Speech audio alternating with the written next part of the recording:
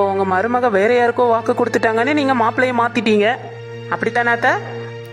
ஆமாம்மா, எங்களுக்கு வேற வழி தெரியல. அப்ப நான் சொல்றதையும் கேளுங்க. நானும் திவ்யா வீட்ல திவ்யாவுக்கு அசோக் தான் மாப்பிள்ளைன்னு சொல்லி வாக்கு கொடுத்தாச்சு. இப்ப அதுக்கு என்ன பதில் சொல்ல போறீங்க? என்ன நிசா சொல்ற? அப்ப நீ அந்த பொண்ணு வீட்ல எல்லாத்தையும் பேசிட்டியா? ஆமா, இத்தனை நாள் ஆச்சு, இன்னுமா பொண்ணு வீட்ல பேசாம இருப்பாங்க? அவங்க வீட்ல எல்லாருக்கும் சம்மதம். எப்போ மாப்பிள்ளை வீட்ல போய் பேசலான்னு கேட்டுட்டு இருக்காங்க. ஒரு நல்லா பார்த்து அவங்கள உங்க வீட்ல வந்து பேச சொல்லுவீங்கன்னு பார்த்தா நீங்க பொண்ணையே மாத்திட்டு வந்து நிக்கிறீங்க. நல்ல கதையா இருக்காத்த நீங்க சொல்றது. என்னங்க இப்ப என்னங்க பண்றது? இப்படி ஒரு இக்கட்டான சூழ்நிலையில மாட்டிட்டோமேங்க. நம்ம எதையும் யோசிக்காம அவசரப்பட்டு தப்பா முடிவு எடுத்துட்டோம்னு தோணுதுங்க. ஜூலி, அழாத ஜூலி, நீ இப்போ எல்லா பிரச்சனையும் சரி பண்ணிடலாமா? இனி எப்படிங்க உங்க மருமக கிட்ட போய் பேசுறது? இது எல்லாத்துக்கும் காரணம் உங்க மருமக தான். அவ மட்டும் அவசரப்பட்டு அந்த பொண்ணு வீட்டுல போய் வாக்கு கொடுக்கலன்னா இப்ப இவ்வளவு பிரச்சனையும் வந்திருக்குமா? நிசா, எனக்காக நீ ஒண்ணு பண்றியாம்மா? என்ன பண்ணணும் சொல்லுங்க. அகில் கூட ரொம்ப நல்ல பையன்தான். அவனுக்கு திவ்யாவை கல்யாணம் பண்ணி வைக்கிறதுக்கு நீ கேட்டு பாக்குறியாம்மா? என்னத்த நீங்க பேசுறீங்க? கொஞ்சமாவது யோசிச்சுதான் பேசுறீங்களா? இங்க பாருங்க, திவ்யாவுக்கு அசோக் தான் மாப்பிள்ள. இனி போய் அந்த வீட்டுல மாப்பிள்ள மாறிட்டான்னு சொன்னா என்ன தலைகீழா தொங்க விட்டுருவாங்க. சும்மாவே அந்த பொண்ணோட அம்மா ஒரு ஹிட்லர். இதுவும் தெரிஞ்சு அவ்வளவுதான், என்ன ஒரு வழி பண்ணிடுவாங்க. நீங்க என்ன பண்ணுவீங்களோ தெரியாது. உங்க மருமக கிட்ட பேசி அகிலுக்கு வேணா அந்த பொண்ணை கல்யாணம் பண்ணி வைக்க சொல்லுங்க. திவ்யாவுக்கு கல்யாணம்னா அது அசோக் கூட தான். அப்படி இல்லைன்னா நீங்க வேற பொண்ணை பாத்துக்கோங்க. ஆனா ஒண்ணு, நீங்க தான் பிறகு வருத்தப்படுவீங்க, திவ்யா மாதிரி ஒரு நல்ல பொண்ணை மிஸ் பண்ணிட்டோமேனு. இல்ல நிசா, நான் அந்த பொண்ணை கண்டிப்பா மிஸ் பண்ண மாட்டேன். அந்த பொண்ணு தான் எப்படினாலும் எங்க வீட்டு மருமக. இனிமே இத பத்தி யாருக்கிட்டையும் பேசி எந்த பிரயோஜனமும் இல்ல. என் பேரனுங்க கிட்ட இத பத்தி பேச போறேன். அத ஃபர்ஸ்ட் பண்ணுங்க. அவனுங்க கிட்ட பேசிட்டு தான் என்னால எந்த முடிவுனாலும் எடுக்க முடியும். சரி, ஒரு நல்ல முடிவை எடுப்பீங்கன்னு நம்புறேன். அப்புறம் நான் பேசினது எதையும் தப்பா நினைச்சுக்காதீங்க. நான் கோவத்துல ஏதோ பேசிட்டேன், அதுக்காக என்ன மன்னிச்சிருங்க அத்தை. பரவாயில்ல நிசா, அதெல்லாம் நான் ஒன்னும் தப்பா நினைக்கல. சரி அத்தை, நீங்க கொஞ்ச நேரம் உட்காருங்க, நான் சமையல் பண்றேன், சாப்பிட்டுட்டு தான் போகணும். இல்லம்மா, நாங்க கிளம்புறோம், நேரம் ஆயிடுச்சு, இன்னொரு நாள் வரோம். ஆமா நிசா, நாங்க போயிட்டு வரோம். சரி அத்தை. சரி மாமா, பார்த்து போயிட்டு வாங்க. சரிம்மா. பாவம் திவ்யா, அந்த பொண்ணுக்கு இப்பதான் ஒரு நல்ல வாழ்க்கை அமைஞ்சதுன்னு நினைச்சு ரொம்ப சந்தோஷப்பட்டேன். அதுக்குள்ள இப்படி வந்து குண்டை தூக்கி போட்டுட்டு போறாங்க. கடவுளே, எப்படியாவது அசோக்கும் திவ்யாக்கும் நீங்க தான் கல்யாணத்தை பண்ணி வைக்கணும். அந்த பொண்ணு அவனை கல்யாணம் பண்ணிக்கிட்டு சந்தோஷமா வாழணும். ஏங்க, என்னங்க சாப்பாடு எடுத்துட்டு வந்திருக்கேன், சாப்பிடுங்க. எனக்கு எதுவும் வேணாம், நீ கொண்டு போ. என்னங்க நீங்க, அந்த ஜோசியக்காரர் வந்துட்டு போனதுல இருந்து ஒரு வாய் கூட சாப்பிடல. இப்படியே இருந்தவங்க உடம்பு என்னத்துக்குங்க ஆகும்? 2 நாள்ல கல்யாணத்துக்கு வேற போக வேண்டி இருக்குங்க. கொஞ்சமாவது சாப்பிடுங்க. அதான் வேணான்னு சொல்றேன்ல, எடுத்துட்டு போ. நான் கல்யாணத்துக்கும் வரல, எங்கேயும் வரல, என்னை இப்படியே விடுங்க. என்னங்க இப்படி சொல்றீங்க? கல்யாணத்துக்காக தானங்க சென்னையில இருந்து இங்க வர வந்திருக்கோம். ஆமா, என் பொண்ணு கல்யாணமே எப்படியெல்லாம் நடக்க போகுதோன்னு நினைச்சு நான் பயந்துட்டு இருக்கேன். இதுல இப்போ உன் அண்ணன் வீட்டு கல்யாணம் தான் முக்கியம் பாரு. சரி, இப்ப நீங்க இப்படி சாப்பிடாம இருந்தா எல்லாம் சரியா போயிடுமா? சாப்பிட்டுட்டு அதுக்குள்ள வழி என்னன்னு பார்க்கணும். இப்படியே ஒரு மூலையில அடங்கி கிடந்தா எப்படி பொண்ணுக்கு கல்யாணம் பண்ணி வைக்கிறது? இது பிடிங்க, சாப்பிடுங்க ஃபர்ஸ்ட். வேணான்னு சொல்ல கேட்க மாட்டியாடி? ஏன் என்ன இப்படி டார்ச்சர் பண்ணிட்டு இருக்க? உனக்கு ஒரு தடவை சொன்னா புரியாது? உங்களுக்கு தான் எதுவுமே புரிய மாட்டேங்குது. இப்ப என்ன நடந்து போச்சுன்னு இப்படி மூலையில உட்கார்ந்து அழுதுட்டு இருக்கீங்க? என்னடி இவ்வளவு நடந்தப்புறமும் இவ்வளவு சாதாரணமா பேசிட்டு இருக்க? இப்ப என்ன நடந்து போச்சு? உங்க பொண்ணுக்கு மாப்பிள்ளை தானே பார்க்கணும். மாப்பிள்ளை எல்லாம் ரெடியா இருக்கு. என்னடி சொல்ற? அதான் என் ஃப்ரெண்டு மகாவோட பையனுக்கு நம்ம பொண்ணை கல்யாணம் பண்ணி தருவியான்னு அவ கேட்டால, அது நம்ம ஒன்னும் தேடி போகலையே, அதுவா வந்த வரன் தானே. அந்த பையனுக்கே நம்ம பொண்ணை கல்யாணம் பண்ணி வச்சுட்டா போச்சு, பிரச்சனை முடிஞ்சது. ஏய், என்னடி சொல்ற? அதத்தானே அந்த ஜோசியக்காரனும் சொன்னா. ஆமால, நல்ல ஐடியா தாண்டி. இது ஏன் எனக்கு அப்பவே தோணல? ஆமா, நல்ல ஐடியா. இப்பதான் புரியுது உங்க மரமண்டைக்கு. ஏய், என்ன கேப்ல என்ன திட்டுற? சரி கோச்சிக்காதீங்க, நான் சும்மா தான் சொன்னேன். அப்போ உன் ஃப்ரெண்டோட பையனுக்கு அஞ்சலியை கல்யாணம் பண்ணி வைக்கலான்னு சொல்றியாடி நீ? ஆமா, நமக்கும் வேற வழி இல்லைல்ல. ஆமாங்க, அவளோட பையனும் ரொம்ப நல்ல பையன், இண்டஸ்ட்ரியில பெரிய ஆளு, 4-5 கம்பெனி சொந்தமா வச்சிருக்காங்க. இது போதாதாங்க, நம்ம பொண்ணுக்கும் அந்த பையனை ரொம்ப பிடிச்சிருக்கு. பாருங்க, கடவுளா பார்த்து எப்படி கொண்டு முடிச்சு போட்டு விட்டுருக்காருன்னு. சரிடி, அப்போ எனக்கும் ஓகே தான். நம்ம அந்த பையனுக்கே நம்ம அஞ்சலியை கல்யாணம் பண்ணி வச்சிடலாம். இனிமையாவது சாப்பிடுவீங்களா? குடுடி சாப்பிடுறேன், ரொம்ப பசிக்குது. ம், அப்பாக்கும் பொண்ணுக்கும் இதே வேலையா போச்சு. என்னடி சொல்ற? அது சும்மா, நீங்க சாப்பிடுங்க. ஏங்க, அப்ப நம்ம ஒரு நல்ல நாளா பார்த்து மகா வீட்ல போய் பேசிட்டு வரலாமாங்க? நல்ல நாள் என்னடி, நாளைக்கே போய் பேசிட்டு வந்துடலாம். அதுவும் சரிதாங்க. சரி சரி, உன் பொண்ணு கிட்ட போய் இந்த நல்ல விஷயத்த சொல்லு. இதோ உடனே போய் சொல்றேங்க. அவ மட்டும் இதை கேள்விப்பட்டானா ரொம்ப சந்தோஷப்படுவா. ம், சரி போய் சொல்லு உன் பொண்ணு கிட்ட. ம், சரிங்க. ஆமா திவ்யா, எப்படி இருக்க? நல்லா இருக்கேன் மேம், நீங்க எப்படி இருக்கீங்க?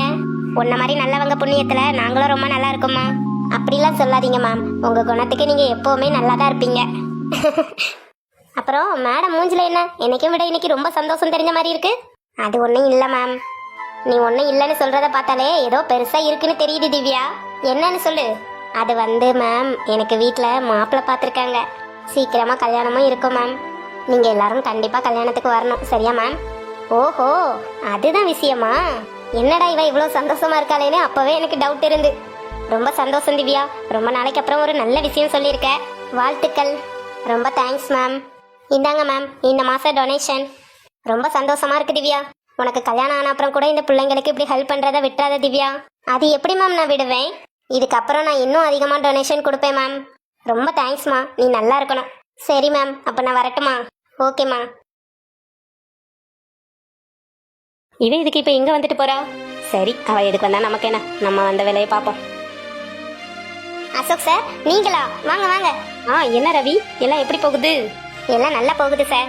சரி சரி ரவி. சார் வாங்க, எப்படி இருக்கீங்க? நல்லா இருக்கும் மேடம். இந்த மாதம் டொனேஷன் இந்தாங்க. என்ன சார், நிறைய கொண்டு வந்த மாதிரி இருக்கு? இந்த மாதம் கம்பெனியில் நிறைய ப்ராஃபிட் கிடைச்சது மேம், அதான் எக்ஸ்ட்ரா ஒரு 10,000 கொண்டு வந்தேன். அட, என்னடா இது, இந்த மாசம் போன மாசம்லாம் ரொம்ப ராசியான மாசமா இருக்கும் போலயே. என்ன மேம் சொல்றீங்க? அதுவா, உங்களை மாதிரி இன்னொரு பொண்ணு ரெகுலரா வந்து டொனேஷன் கொடுக்கும்.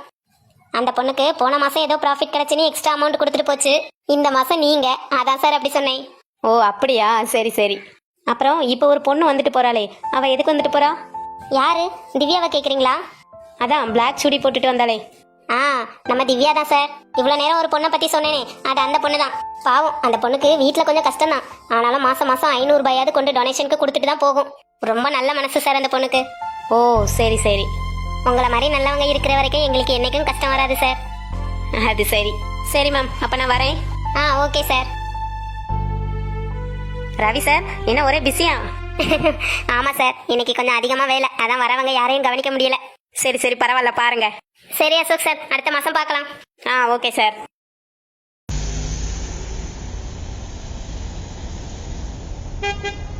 ஓ, நீ என்ன வீட்டுக்கு போகாம இங்க தான் நிக்கிறியா? இரு, நானே அங்க வரேன். ஓய் வாயாடி. இவரு இப்படி இங்க? ஏய் வாயாடி, இங்க என்ன பண்ணிட்டு இருக்க? அது வந்து, ஐயோ, என்ன இவரு இதெல்லாம் கேக்குறாரு? ஒருவேளை நம்ம தான் பொண்ணுன்னு தெரிஞ்சிருச்சா? நான் இங்க பக்கத்துல ஒரு சின்ன வேலையா வந்தேங்க. நீங்க எப்படி இங்க? என்ன ஆச்சு இவளுக்கு? எப்பவும் மூஞ்ச சிடு சிடுன்னு வச்சுட்டே பேசுவா. இன்னைக்கு ஒரு வித்தியாசமா கொலையிறாளே. ஒருவேளை பைத்தியம் முத்தி போயிருச்சு போல. நீங்க என்ன திடீர்னு இங்க? நானும் பக்கத்துல ஒரு வேலையா தான் வந்தேன். நீங்க நிக்கிறத பார்த்ததும் தான் வண்டியை நிறுத்தினேன். சரி, கார்ல ஏறு, நான் உன்னை வீட்டுல கொண்டு டிராப் பண்றேன். என்னங்க சொல்றீங்க? வீட்டுல கொண்டு விட போறீங்களா? ஆமா ஆமா, சீக்கிரம் வண்டியில ஏறு. ஐயோ வேணாங்க, எனக்கு ஒரு மாதிரி இருக்கு, நான் பஸ்லயே போய்க்கிறேன். இப்ப ஏறுவியா மாட்டியா? அச்சச்சோ, கோவப்படுறாரே, இப்ப என்ன பண்றது? அம்மா வேற இவரு கூட போய் வீட்டுல இறங்குறத பார்த்தாங்க, கண்டிப்பா திட்டுவாங்க. இல்லங்க, நீங்க போயிட்டு வாங்க, எங்க வீட்டுல பார்த்தா திட்டுவாங்க.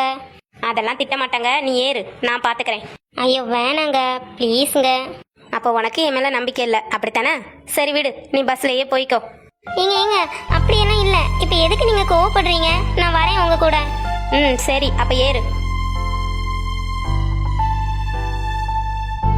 கல்யாணத்துக்கு அப்புறம் தான் உங்க கூட இப்படி கார்ல எல்லாம் வருவேன்னு நினைச்சேன். ஆனா இப்பவே வரதுக்கு வாய்ப்பு கிடைச்சிருக்கு. ஓய், என்ன ரொம்ப அமைதியா வர? எதுவும் பேச மாட்டியா? சண்டை போடும்போது மட்டும்தான் உன் வாய் நல்லா பேசுமா, இப்பெல்லாம் பேசாதா? என்ன சிரிக்கிற? நான் சொன்னது உனக்கு ஜோக் மாதிரி இருந்துச்சா? அப்படிலாம் இல்லையே. சரி, எங்க போயிட்டு போற? பஸ் ஸ்டாப் ஆப்போசிட்ல ஒரு அனாதை ஆசிரமம் இருக்குல்ல, அங்கதாங்க போயிட்டு போறேன். ஓ, அங்க எதுக்கு? மாசம் மாசம் என்னால முடிஞ்ச ஒரு சின்ன அமௌண்ட்டை அந்த குழந்தைங்களுக்காக கொடுப்பேங்க. அதை தான் இன்னைக்கு கொடுக்கறதுக்காக வந்தேன். ஓ மேடம் இதெல்லாம் பண்ணுவீங்களா? ஆமாங்க, அப்படி பண்றதுல எனக்கு ஒரு சந்தோஷம், அதான் பண்றேன். ம் சரி சரி, ரொம்ப நல்ல பழக்கம்தான், இப்படியே ஃபாலோ பண்ணு, ஓகேவா? ம் சரிங்க. இப்போ இவர்கிட்ட என்ன பிடிச்சிருக்கா இல்லையான்னு கேட்கவா வேணாமா? ஆமாம், பிடிக்காமலாம் ஏற்றிட்டு போகிறாரு. இவ்வளோ நாளும் நம்மளை பார்த்தாலே எண்ணெயில் போட்ட கடுகு மாதிரி தெரிப்பாரு. இன்னைக்கு அவராக வந்து என்ன வண்டியில் ஏற்றிட்டு போகிறாருன்னா கண்டிப்பாக அவருக்கு பிடிச்சிருக்கும். சரி, இருந்தாலும் அவர் வாயால் என்ன சொல்கிறாருன்னு கேட்க ஆசையாக இருக்குது. கேட்டு பார்ப்போம். ஏங்க, என்ன சொல்லு. உங்களுக்கு என்ன பிடிச்சிருக்காங்க? இது என்ன கேள்வி, பிடிச்சிருக்கான்னு? இல்லைங்க, நம்ம 2 பேருக்கும் கல்யாணம் பண்ணுறதா பேசிகிட்டு இருக்காங்கல்ல, அதாங்க கேட்டேன். ம் அது சரி, பிடிக்காம தான் இப்படி வண்டியில் ஏற்றிட்டு வருவாங்களா? அதுக்கு இல்லைங்க, நம்ம நேரில் பார்க்குறப்போல்லாம் எப்போவும் சண்டை போட்டுக்கிட்டே இருப்போம்ல, அதான் உங்களுக்கு என்ன பிடிச்சிருக்கோ இல்லையோன்னு சந்தேகமாக இருந்துச்சு, அதாங்க கேட்டேன். அப்படியெல்லாம் இல்லையே, சண்டை போட்டால் பிடிக்காதுன்னு இருக்கா என்ன? Hi jolly. அப்போ நிஜமாவே உங்களுக்கு என்ன பிடிக்கும்லாங்க? எம்மா தாயே, உன்னை எனக்கு ரொம்ப பிடிக்கும், போதுமா? ஐயோ ஐயோ, எனக்கு இப்போ எவ்வளோ சந்தோஷமா இருக்கு தெரியுமா? சரி, உனக்கு என்ன பிடிக்குமா இல்லையான்னு சொல்லவே இல்லையே. எனக்கு உங்களை ரொம்ப ரொம்ப பிடிச்சிருக்கு.